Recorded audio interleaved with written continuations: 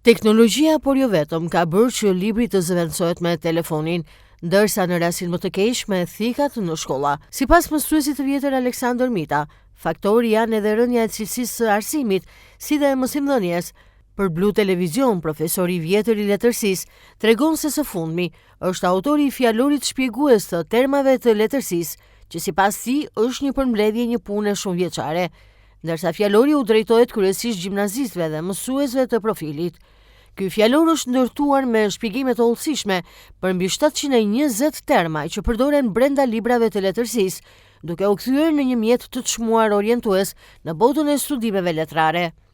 Fjalori është një përmbledhje e punës time shumëvjeçare në arsim, i drejtohet përgjithsisht gjimnazistëve, mësuesve të profilit, por edhe gjitha pasionuarve. Fjalori është i ndërtuar me shpjegime të hollësishme për rreth 720 terma të përdorimit brenda librave të letërsisë. Nga kjo pikpamje është një ndihmë e rëndësishme për ata që duan të thellojnë njohuritë e tyre brenda fushës së letërsisë. Natyrisht që ky fjalor shkon përtej një qëllimi të thjeshtë mësimdhënës, është pjesë e një kulture që duhet krijojnë njerëzit të cilët punojnë në institucionet arsimore, sidomos ata që punojnë nëpër shkolla. Kështu ai është njëkohësisht edhe një libër i kulturës, por është edhe një libër i didaktikës. Fjalori është i ndërtuar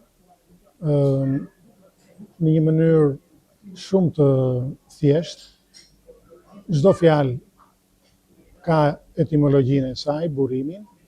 Ajo është në origjinalin e vet greqisht ose latinisht.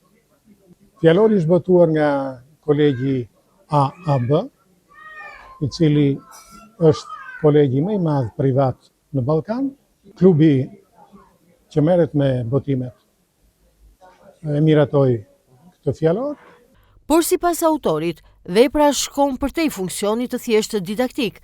Ajo synon të shërbejë si një burim kulture dhe reference për të gjithë ata që punojnë në institucionet arsimore.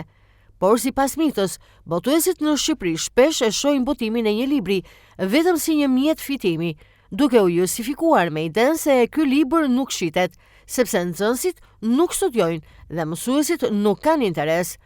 Për Mitën, këto qëndrime janë thjesht justifikime të shtëpive botuese, të cilat në këtë mënyrë godasin kulturën kombëtare.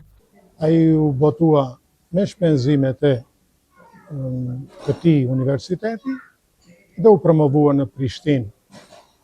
Për fat keq në Shqipëri botuesit janë shumë refraktar, shikojnë çdo botim vetëm si një mjet për të fituar, dhe libri është refuzuar me justifikime si ky libër nuk shitet sepse nxënësit nuk studiojnë, madje dhe mësuesit nuk kanë interes.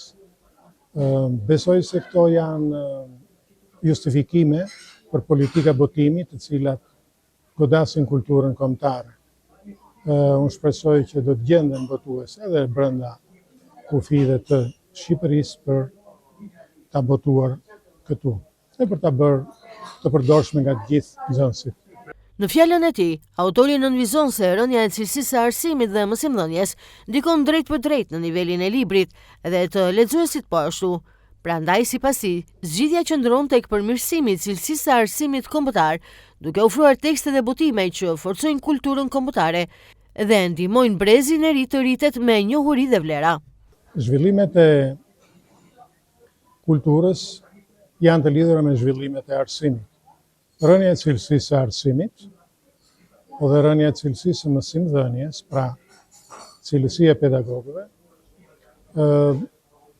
është lë pasojat e saj tek libri. Lexohet më pak libër, sepse edhe mësuesit e letërsisë, po dhe mësuesit në përgjithësi, i referojnë pak librit. Elementi komercial që ka depërtuar në shoqërinë e sotme, natyrisht i ka ndikimin e vet negative edhe tek nxënësit edhe tek mësuesit. Çfarë duhet bërë? Para duhet rritur cilësia e arsimit tonë kombëtar. Dhe kjo nuk rritet në qoftë se nuk sponsorizohen botime të cilat përmbledhin kulturën kombëtare ose ofrojnë tekste, libra, botime të cilat e ndihmojnë kulturën kombëtare. Në qoftë se do të referohemi gjithmonë fitimit në botimet, atëherë është shumë e vështirë që ne të kemi një ndryshim të madh rrënjësor në kulturën e re që dëshirojmë të krijohet. Megjithatë, zhvillimet e një periudhe nuk janë të destinuara që të vazhdojnë përjetësisht. Me ngritjen e ekonomisë, kuptohet që vëmendja e njerëzve, vëmendja e politikës, vëmendja e qeverisjes shkon pastaj dhe nga kultura. Dhe kjo bën pastaj forcimin e arsimit kombëtar.